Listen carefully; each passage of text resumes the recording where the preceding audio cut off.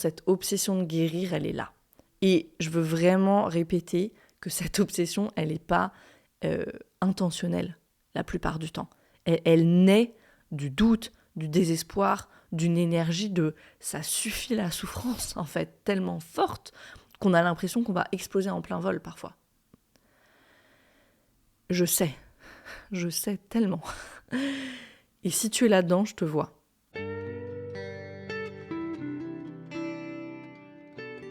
Bienvenue dans Pas de soucis, le podcast pour se libérer de l'anxiété avec Camille Thomas. Je suis Camille et avant d'être coach de santé, j'ai été une grande anxieuse. Je me suis libérée de l'anxiété le jour où j'ai compris que ce n'était pas dans ma tête. Pas de soucis, c'est le podcast pour celles et ceux qui sont fatigués par tout ce qu'ils ont essayé et qui savent qu'ils ont le pouvoir de guérir de l'anxiété naturellement. Alors si tu veux vivre sans anxiété et que tu as l'intuition qu'on ne t'a pas tout dit, ce podcast est pour toi. Je te retrouve tous les lundis pour explorer les pistes qui te permettront d'accéder au calme à l'intérieur de toi. Bienvenue dans cet épisode que j'enregistre suite à un post dans le groupe Facebook de notre programme Arise, suite au partage de l'une des participantes.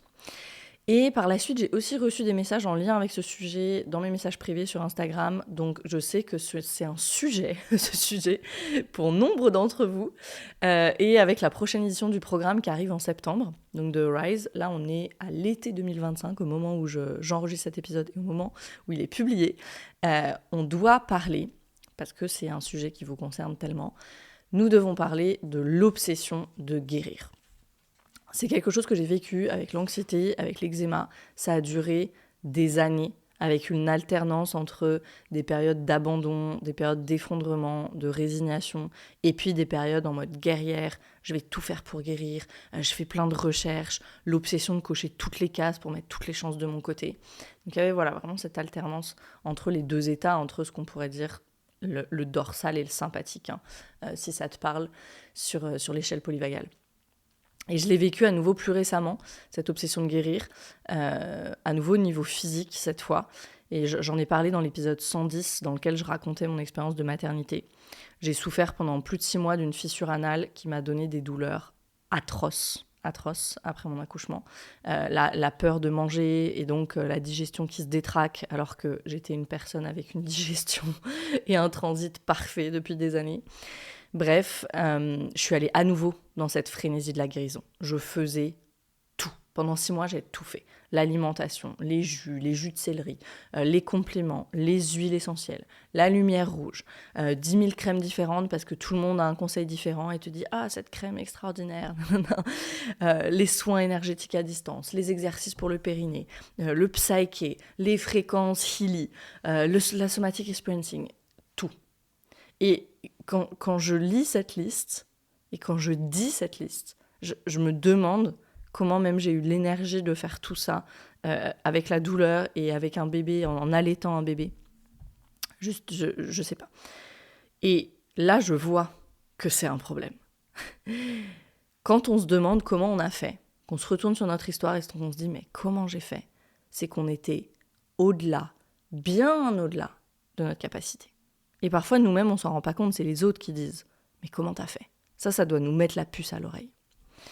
Donc aujourd'hui, on va parler de ça, de tous ces moments où on pense plus qu'à ça, où chaque symptôme devient suspect, chaque inconfort appelle une nouvelle solution, un nouveau livre, une nouvelle pratique, où on se perd un peu dans cette quête du bien-être et de la guérison et du mieux-être au point d'en oublier de vivre, en fait.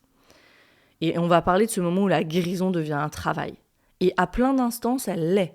Moi, je le dis souvent, on doit devenir les étudiants de notre système nerveux. Donc, il y a du travail à faire là-dedans. Mais le problème, c'est quand ça devient... elle devient un travail, la guérison, et on retombe dans nos tendances workaholic. Okay, donc d'addict, en fait, au travail. Et c'est un problème, ça. C'est le problème d'utiliser nos fonctionnements qui viennent de la dérégulation et qui continuent de nous déréguler dans la guérison. Et on fait tous ça à des degrés plus ou moins importants. Mais ici, je vais parler du moment vraiment où il n'y a plus que ça. Je vais essayer au maximum d'amener de la clarté, du calme, de la confiance et surtout de la compassion sur ce mécanisme, sur ce phénomène de l'obsession de guérir qui finalement est très humain. parce qu'on veut tous et toutes aller mieux. Et c'est normal. Et on est tous et toutes humains. Et donc déjà, on peut commencer en juste se donnant de la grâce ici et de la compassion. Donc cet épisode est pour toi si tu te reconnais dans le profil de la personne qui a tout essayé, les thérapies, les pratiques, les régimes, 1000 outils, 1000 modalités, 1000 compléments, etc. Ou t'es une personne qui passe beaucoup de temps à chercher ce que tu pourrais encore faire pour aller mieux. Genre, t'es là 23 heures sur Google ou sur ChatGPT. Tu sens que tes journées tournent autour de ça, autour de ton anxiété ou autour de ton mal-être, autour de la dérégulation de ton système nerveux. Tu te retrouves parfois à googler des symptômes. Oh, j'ai un symptôme et puis hop, je vais tout de suite aller voir ce que ça peut être. Peut-être que t'es la personne qui achète des livres de développement personnel, de bien-être, de santé, mais t'as même plus l'énergie de les lire. Cet épisode, il est aussi pour toi si tu te demandes souvent « Qu'est-ce qui va pas chez moi ? Qu'est-ce qui va pas encore ? Pourquoi il y a encore ça maintenant ?» dès que le corps exprime quelque chose. Peut-être que tu es cette personne qui alterne entre épuisement, figement et puis excitation à l'idée d'une nouvelle méthode miracle. Cet épisode, il est pour toi aussi. Peut-être que tu culpabilises quand tu pratiques pas assez les routines de guérison, les routines de régulation. Oh my god, j'ai pas fait mon jus. Oh my god, j'ai pas fait telle pratique somatique, etc. Peut-être que tu te sens submergé par des parts de toi qui veulent gérer la situation à tout prix, mais tu sais plus vraiment comment gérer en fait. Cet épisode, il est pour toi aussi si tu as peur qu'en ralentissant, tu abandonnes le processus de guérison. C'est quelque chose que je vois beaucoup à la fin du programme Arise. Comment je fais pour rester dans cette dynamique ? Comment je fais pour continuer ? Et c'est quelque chose qu'on adresse dans le programme. Ou peut-être même, cet épisode, il est pour toi aussi si tu te sens comme une forme d'addiction. Tu te sens accro à l'idée de guérir, un peu comme Noël ou un peu comme les vacances.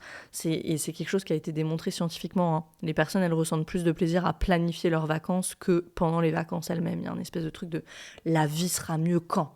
Et t'es tout le temps dans cette dynamique-là et c'est devenu presque une addiction, un craving, comme on dit en anglais, mais qui est jamais satisfait. Donc si tu te reconnais dans un ou plusieurs points de cette liste, ce que je veux te dire, c'est que t'as rien raté. C'est ce qu'on va se dire tout de suite. Tu n'es pas seul. Et non, t'es pas trop comme ça, ou pas assez comme ça, ou une personne compliquée, ou une personne difficile à vivre. T'es pas non plus une cause désespérée. Ce qu'on va faire, c'est qu'on va décortiquer ensemble l'obsession de guérir pour que tu comprennes ce qui se passe dans ton système quand ça, c'est là et que c'est à l'œuvre. Pourquoi c'est normal et comment est-ce que tu peux t'en sortir progressivement sans forcer, sans aller au-delà de ta capacité et sans te perdre dans le processus. Voilà la mission que je me donne en un épisode de podcast. Challenge accepted. Alors, et je parlerai aussi de pourquoi une communauté bienveillante, c'est essentiel sur ce sujet-là tout particulièrement, selon moi, et comment est-ce qu'on accompagne ça dans le programme Rise. Donc commençons par le commencement. On parle de quoi quand on parle de l'obsession de guérir ? Ici, je vais donner quelques détails d'un témoignage d'une participante à notre programme Rise. Elle disait « Je sais que ce que je fais est totalement décousu et j'ai pas accès à ma rationalité et ça me prend une énergie de dingue. » Ça, c'était ses mots. Et c'est ça, l'obsession de guérir. Le fait de chercher en permanence des solutions, des causes, de scruter chaque symptôme. Et ce qu'il y a là-dedans, finalement, c'est une dispersion immense. Et je crois que c'est en grande partie ce qui fait que souvent, on se sabote. Aussi dans la relation avec un thérapeute, quand on participe à un programme dans lequel on s'est engagé. Ça marche pas aussi vite qu'on le voudrait. Je vois pas de résultat assez rapidement. Ça veut dire que c'est pas pour moi. Donc je vais lâcher le programme ou je vais aller voir un autre thérapeute, par exemple. Or, que ce soit un accompagnement collectif dans un programme ou que ce soit de l'individuel, comme dans la thérapie, ce qui est proposé, c'est toujours un chemin, c'est toujours un parcours. Et c'est sûr que si on s'arrête avant même d'avoir commencé le chemin, le parcours, parce que c'est ce qu'on fait, on met pas beaucoup de chance de notre côté. Et qu'est-ce qui nous amène à faire ça ? C'est ce type de pensée. Des pensées du type de ce que cette participante la décrivait, où elle disait « Qu'est-ce qui m'arrive encore ? C'est quoi ce symptôme ? Comment je fais maintenant ? Comment est-ce que je résous ça ? Bon, allez, il faut que je pratique des trucs pour me réguler. » Et peut-être je devrais aller chez le médecin, mais lequel? Allez, faut prendre rendez-vous. Et il est où déjà le livre sur les intestins? Et quelle vidéo de Camille pourrait m'aider? Quel épisode de podcast? Etc. etc. Et ça devient cette énergie frénétique. Et avec ça vient quoi aussi? Vient la honte. L'impression de jamais en faire assez. On internalise ça, on internalise cette honte. L'impression de jamais en faire assez. Le renforcement de croyances du style « ça marche pour les autres et pas pour moi »,« moi je fais toujours tout à l'envers de toute façon »,« je ne guérirai jamais », etc. Et quand le doute, le découragement arrive, il y a vraiment ces deux types de personnes, ces deux types de réactions en fait. Celles qui vont se mettre frénétiquement en action, ce dont je parlais juste avant. Mon amie Anaïs, elle a une expression pas belle du tout pour décrire ça, mais que j'adore parce que qui est tellement parlante. Elle parle de l'énergie de la poule sans tête. Donc c'est très visuel, hein, mais c'est vraiment ça. Je vais dans tous les sens et ça n'a aucun sens. Okay, juste, je suis dans l'action. Sympathique, état sympathique du système nerveux autonome à fond. Hein. Et puis il y a les personnes qui vont plus rien faire, qui abandonnent, qui se figent, qui s'effondrent. Et tu vois se dessiner les deux profils de la théorie polyvagale ici, hein, les personnes à tendance sympathique et les autres à tendance dorsale. Maintenant, qu'est-ce qui se passe à l'intérieur de nous quand cette obsession de guérir, elle est là? Et je veux vraiment répéter que cette obsession, elle n'est pas intentionnelle la plupart du temps. Elle naît du doute, du désespoir, d'une énergie de « ça suffit la souffrance » en fait, tellement forte qu'on a l'impression qu'on va exploser en plein vol parfois. Je sais tellement. Et si tu es là-dedans, je te vois. Et ici, je crois que la communauté, c'est important. La communauté qu'on a créée, notamment dans notre programme Rise, elle est tellement précieuse. Se sentir soutenu et porté pour traverser ces moments-là, c'est tellement important. Parce que souvent, c'est hyper difficile, parce que les personnes qui seraient ressources autour de nous, elles aussi, elles souffrent énormément de la situation. De nous voir comme ça, d'être peut-être limitées dans leurs actions à cause du fait que nous, on n'aille pas bien. C'est une réalité. C'est une réalité. Mon ou ma partenaire, ils adoreraient faire des sorties, etc. Ils peuvent pas. Parce que je suis trop anxieuse, parce que je suis dans la douleur physique, etc. C'est une réalité. De notre point de vue de personnes qui souffrent, depuis notre souffrance, ça peut sembler égoïste de leur part, mais je crois qu'il y a une souffrance réelle pour elles aussi, pour les personnes qui nous entourent. Et c'est prouvé scientifiquement. Et je vais détailler l'explication ici parce que je crois que ça peut t'aider si tu es dans une situation où ta souffrance, physique, mentale, émotionnelle, affecte tes relations de couple, de famille, amicale, au travail. Ça peut te permettre de comprendre ce qui se passe chez l'autre et peut-être d'amener plus de compassion et pour toi et pour l'autre personne. Et ça, c'est toujours bon parce que la colère, si elle est là, on la laisse s'exprimer, hein, bien sûr. C'est très important de travailler sur la colère et l'agressivité saine. J'en ai parlé dans le podcast. C'est l'épisode 61. Mais en même temps, cette colère qui génère de la souffrance pour nous, hein, le sentiment de ne pas être soutenu, d'être seul avec ça, ça fait pas du bien. Ça fait pas du bien. D'où l'importance d'une communauté comme celle qu'on a dans le programme Rise, qui est avertie aussi sur ces sujets et n'a pas le passif et le passé émotionnel qu'ont nos proches avec nous. Les scientifiques, ils le savent depuis longtemps, quand on voit quelqu'un souffrir, notre cerveau, il ne fait pas que constater la douleur de l'autre personne. Il la ressent d'une certaine manière. Il y a une étude de 2015 très intéressante de la University of California à Los Angeles qui apporte une preuve solide que les zones du cerveau activées quand on a de l'empathie pour la douleur de quelqu'un d'autre, c'est en réalité les mêmes zones que celles qui s'activent quand on ressent de la douleur soi-même. Qu'est-ce que ça veut dire ? Ça veut dire que l'empathie, elle n'est pas seulement émotionnelle, elle est biologique. Notre cerveau reflète en partie la souffrance de l'autre. Donc, qu'est-ce qu'ils ont fait dans l'étude ? Les chercheurs, ils ont utilisé un placebo analgésique, donc c'est un faux antidouleur, en fait, que les participants pensaient être réel, ils pensaient qu'ils prenaient un antidouleur. Et ils ont découvert que quand les gens croyaient avoir moins mal, ils ressentaient aussi moins d'empathie pour la douleur des autres. Et leurs IRM montraient une baisse d'activité dans les régions cérébrales qui sont normalement impliquées à la fois dans la douleur et dans l'empathie, comme par exemple l'insula antérieure ou le cortex singulaire moyen. Et ensuite, dans la deuxième partie de l'étude, ce qu'ils ont fait, c'est qu'ils ont utilisé un médicament qui bloque les effets des antalgiques. Résultat, l'effet placebo a été annulé et les participants, ils ont à nouveau ressenti plus d'empathie parce que leur cerveau était plus anesthésié à la douleur. Ce que ça veut dire, c'est que notre capacité à ressentir la douleur des autres, elle est directement liée à notre propre système nerveux et à notre chimie cérébrale. Donc, si tu vis avec quelqu'un qui traverse de la douleur chronique, par exemple, physique ou émotionnelle ou mentale, ton cerveau, il simule inconsciemment cette douleur encore et encore. Ce qui fait que cette douleur, elle devient aussi la tienne, au niveau neurologique. C'est une des raisons pour lesquelles les proches, les aidants, les partenaires, ils peuvent finir par vivre eux aussi du burn-out, de l'anxiété, voire de la dépression. C'est pas seulement de la fatigue empathique, on parle de compassion fatigue, mais c'est pas seulement ça, c'est physiologique. Leur système nerveux absorbe et participe à l'expérience de l'autre. C'est vraiment marquant cette explication, non ? Et moi, savoir ça, ça m'aide et ça m'a aidé énormément à avoir de la compassion pour mon mari, contre qui j'étais en colère à plein de moments quand j'étais en postpartum, parce que lui, il avait tellement moins sur les épaules que moi.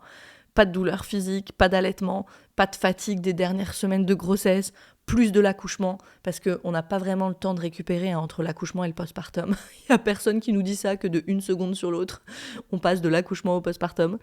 Et en même temps, il était là, quand littéralement je hurlais de douleur pendant des heures à cause de ma fissure anale.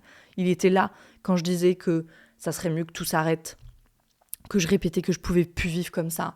Il a pris le relais. Il a pris le relais avec Lila, tout en ayant lui aussi tout ce qui se passait dans son système nerveux. Cette douleur à lui qui était bien réelle finalement, qui était physiologique aussi, on vient de le voir. Donc je veux le dire aussi aux parents. Voilà pourquoi, quand c'est dur, et parfois on se regarde et on se dit mais même à 2, on n'y arrive pas avec ce bébé. Oui, parce que il y a ce qu'on appelle la co-régulation, qui est un cercle vertueux, où on s'élève l'un l'autre, on se régule l'un l'autre, mais il y a aussi ce que j'appelle la co-dérégulation. Et on vient de le voir avec cette explication, ça se passe vraiment au niveau physiologique, quand il y a de la souffrance, de la douleur dans l'équation. Donc toute cette explication pour illustrer ce que je pense être vrai.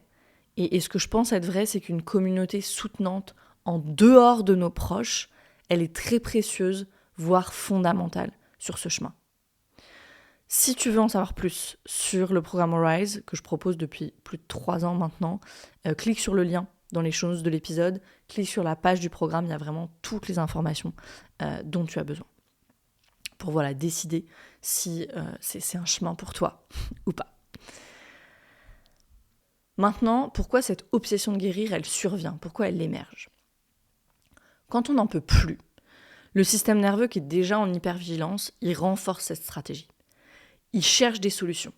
Et cette hypervigilance, elle a été la solution pendant longtemps pour rester en sécurité.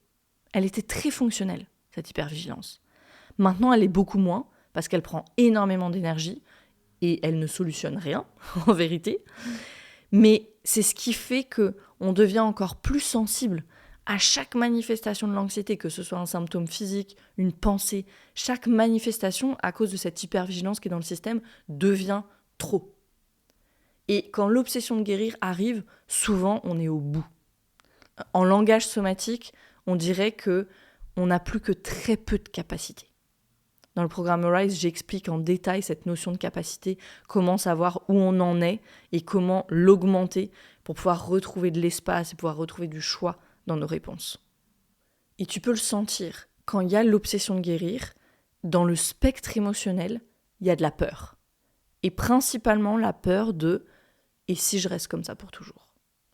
Et cette pensée qui naît de la peur, de l'anxiété, cette pensée, elle nous envoie dans une des 2 réponses, ou l'action frénétique, donc elle nous envoie dans notre état sympathique de survie, ou l'effondrement, le figement, l'abandon, donc dans l'état dorsal de notre système nerveux autonome.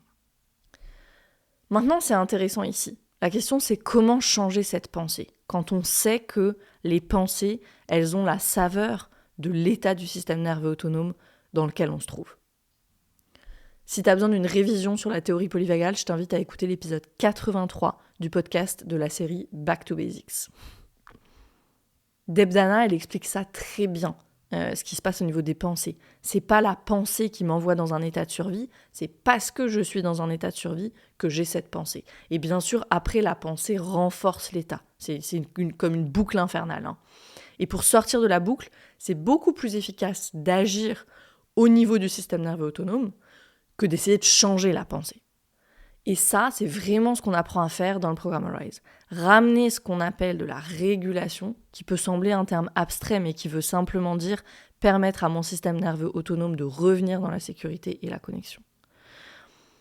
Et tu peux commencer de façon simple. Qu'est-ce qui me permet de revenir dans l'ici et maintenant ? Qu'est-ce qui me fait du bien ? Dans le programme, on va beaucoup plus loin que ça, mais c'est des questions qui peuvent t'aider pour démarrer. Donc il y a ce qui se passe dans notre système nerveux autonome. Et j'ai parlé des 2 types de réponses, plutôt sympathiques ou plutôt dorsales. Et puis moi, j'aime faire le lien avec les parts de nous. L'obsession de guérir, c'est l'œuvre de ce qu'on appelle des parts protectrices, qui veulent absolument nous sortir de l'état dans lequel on est, le doute, le désespoir. Des parts de nous qui disent on ne peut pas rester comme ça, et qui sont prêtes à tout pour changer la situation. Pas toujours de façon très efficace, et peut-être de façon qui nous prend énormément d'énergie, mais comme toujours, avec une bonne intention. Si tu veux revenir sur les bases du travail avec les parts et comprendre pourquoi je parle de bonne intention, je t'invite à écouter les épisodes 26 et 88 du podcast. Donc on est dans ce paradoxe. Ce comportement part d'une bonne intention, le fait d'aller mieux, mais ça devient parfois une nouvelle boucle de stress en fait. Ça nous garde dans notre réponse au stress, alors que c'est de ça dont on veut sortir. Et en allant un peu plus en profondeur dans les dynamiques qui se jouent au niveau des parts de nous, on va comprendre pourquoi. L'approche de l'IFS, IFS c'est Internal Family Systems, c'est le travail de Richard Schwartz avec les parts de nous, elle est super intéressante ici cette approche pour comprendre ce qui se joue avec cette obsession de guérir. C'est une approche qui fait partie intégrante du programme Arise et qui est super intéressante parce qu'elle est vraiment intégrée corps-esprit et qu'elle convient à la fois à quelqu'un de très connecté à ses sensations corporelles et aussi à quelqu'un qui est plutôt dans sa tête et qui se sent peut-être un peu déconnecté du corps. Ça peut justement être un moyen de commencer à connecter avec le corps par un autre biais que juste des pratiques somatiques, peut-être qui sont un peu beaucoup au début. Dans l'obsession de guérir, il y a cette part protectrice qui organise, qui contrôle, qui fait des recherches. Et il y a la part en détresse qui souffre. En réalité, il y a souvent plein d'autres parts, mais je présente la dynamique générale ici. Il y a une dynamique sauveur-victime, et on oscille entre les deux. Quand la part en détresse qui souffre, elle est sur le devant de la scène, c'est là où on risque d'être dans le « je peux plus vivre comme ça », le désespoir, le doute, j'y arriverai jamais ».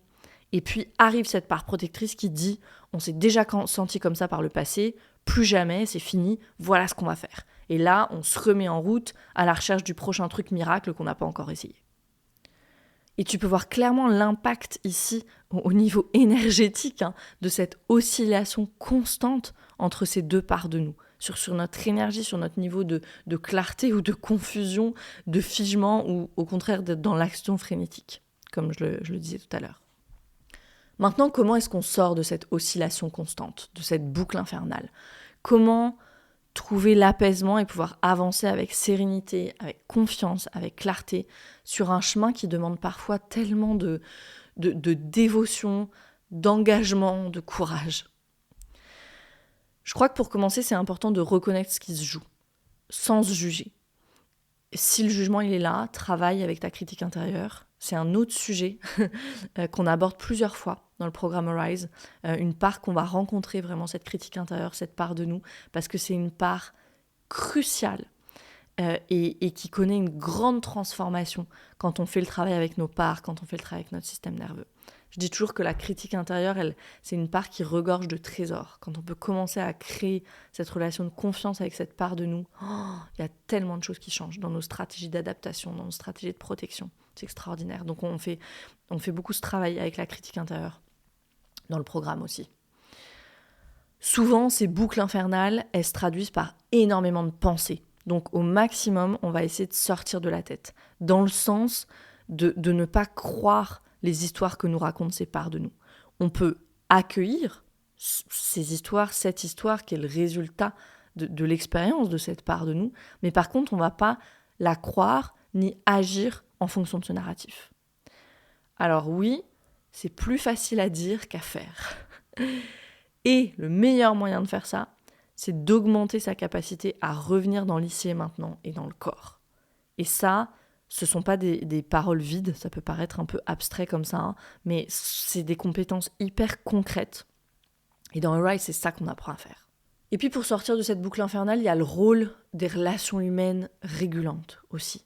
Des bons professionnels autour de nous, un bon thérapeute, des proches. Mais voilà, on a vu que c'était pas facile pour les personnes qui sont impliquées émotionnellement, qui nous aiment.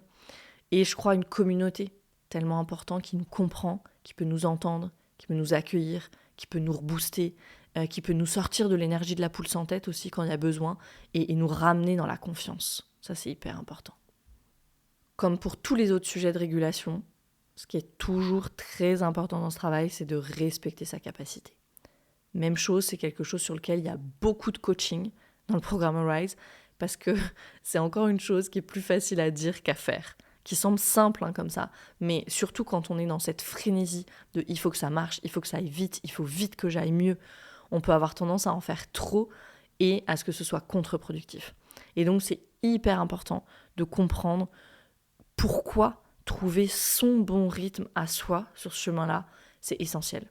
Et le programme Arise, il commence avec ça, c'est ce que je commence par expliquer, c'est une des toutes premières choses que j'explique dans le programme. Et donc la conséquence de ça, c'est de pouvoir faire confiance au rythme naturel de son système.